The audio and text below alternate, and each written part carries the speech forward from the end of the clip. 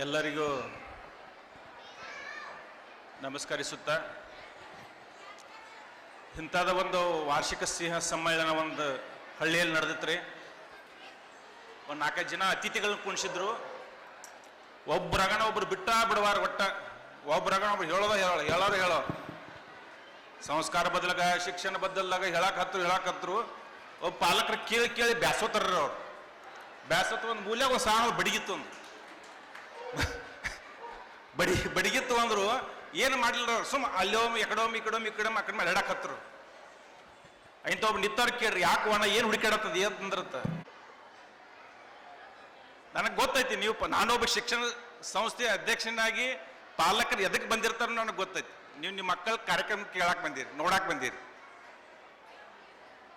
ಈಗಾಗಲೇ ವೇಳೆಯ ಅಭಾವದಿಂದ ವೇದಿಕೆ ಮೇಲೆ ಆಸೀನರಾದಂಥ ಎಲ್ಲ ಮುಖ್ಯ ಅತಿಥಿಗಳೇ, ಪಾಲಕ ಮಿತ್ರರೇ, ಗುರುಗಳೇ, ಗುರುಮಾತೆಯರೇ ಹಾಗೂ ಮುದ್ದು ವಿದ್ಯಾರ್ಥಿನಿಯರು, ಮೊದಲು ಮನೆ ಪಾಠಶಾಲೆ ತಾಯಿ ಮೊದಲು ಗುರು ಅಂತ ಕರೀತಾರೆ. ಈಗ ಗುರುಗಳೊಬ್ಬರು ಪಾಲಕರೊಬ್ರಿಗೆ ಹೇಳಿದ್ರು, ಇವತ್ತು ತಾಯಂದಿರು ಏನು ಮಾಡಕತ್ತಾರ ಅನ್ನೋದನ್ನು ಬಹಳಷ್ಟು ಮಂದಿ ತಾಯಂದಿರು ಬಂದಿರಿ, ಇಲ್ಲಿ ಪಾಲಕರು ಬಂದಿರಿ. ನಾನು ಕಿವಿ ಮಾತು ಹೇಳಕ್ಕೆ ಇಷ್ಟಪಡ್ತೀನಿ. ದಯವಿಟ್ಟು ಮಕ್ಕಳ ಮುಂದೆ ಮೊಬೈಲ್ ಯೂಸ್ ಮಾಡಬಾರ್ದು. ನಂದು ಒಂದು ಹಂಬಲ್ ರಿಕ್ವೆಸ್ಟ್. ಏನಾಗತ್ತೈತಿ ಅಂದ್ರೆ ಕೆಡಾಕತ್ತಿದ್ದ ಈಗಿನ ಇವತ್ತಿನ ದೇಶದಾಗ ನೋಡಾಕತ್ತಿದ್ರು ಶಿಕ್ಷಣ ಕಲ್ತವ್ರಿಂದ ದೇಶ ಹಾಳಾಗಾಯ್ತು ಹೊರತಾಗ ಅನಕ್ಷರಸ್ಥ ದೇಶ ಹಾಳಾಗ್ತಾ ಇಲ್ಲ.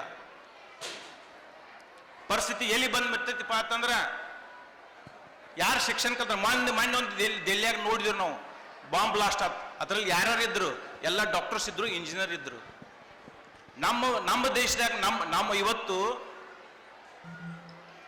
ಅಂಬೇಡ್ಕರ್ ಜನಿಸಿದಂಥ ದೇಶದಲ್ಲಿ ನಾವು ಬಸವಣ್ಣವರು ಹುಟ್ಟಿದಂಥ ಈ ದೇಶದಲ್ಲಿ ನಾವು ಏನು ಮಾಡಕತ್ತಿದ್ದೀವಿ? ನಮ್ಮ ಮಕ್ಕಳಿಗೆ ನಾವೇನು ಶಿಕ್ಷಣ ಸಂಸ್ಕಾರ ಕೊಡಕತ್ತಿದ್ವಿ ಅನ್ನೋದು ಭಾಳ ಮುಖ್ಯ. ಇವತ್ತು ಅರಿಯಂತ ಶಿಕ್ಷಣ ಸಂಸ್ಥೆಯವರು ಬಹಳ ಸರ್ ಅವ್ರು ಪಾಲಕರು ಹೇಳಿದ್ರು, ಇಂಥ ಸಂಸ್ಕಾರ ಕೊಡತ್ತ ಶಿಕ್ಷಣ ಜೊತೆ ಒಳ್ಳೆ ಸಂಸ್ಕಾರವನ್ನು ಕೊಡಕತ್ತಾರ ಅನ್ನೋದಲ್ಲ. ಅದರಲ್ಲಿ ಏನೋ ಒಂದು ಸ್ವಾರ್ಥಕತೆ ಮನೋಭಾವನೆ ಬರ್ತೈತಿ.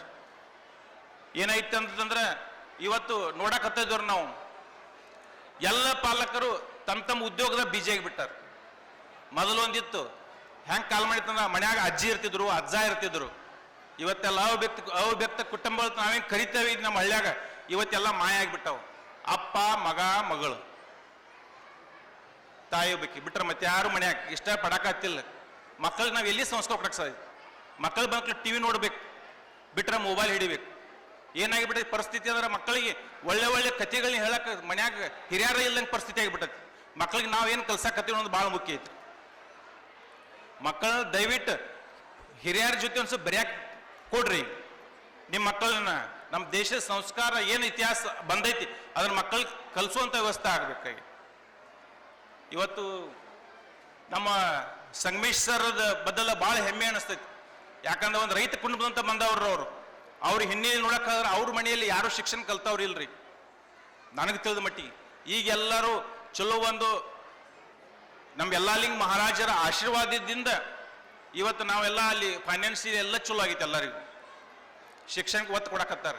ಆಗಿನ ಟೈಮ್ನಾಗ ಸಂಗಮೇಶ್ ಸರ್ ಅವರು ಏನಾದರೂ ಛಲವನ್ನ ಇಟ್ಕೊಂಡು ಏನಾದರೂ ಶಿಕ್ಷಣ ಮಕ್ಕಳಿಗೆ ಒಳ್ಳೆ ಸಂಸ್ಕಾರ ಕೊಡ್ಬೇಕು ಅನ್ನೋ ಉದ್ದೇಶದಿಂದ ಈ ಶಿಕ್ಷಣ ವೃತ್ತಿಯನ್ನು ಆಯ್ಕೆ ಮಾಡ್ಕೊಂಡ್ರು.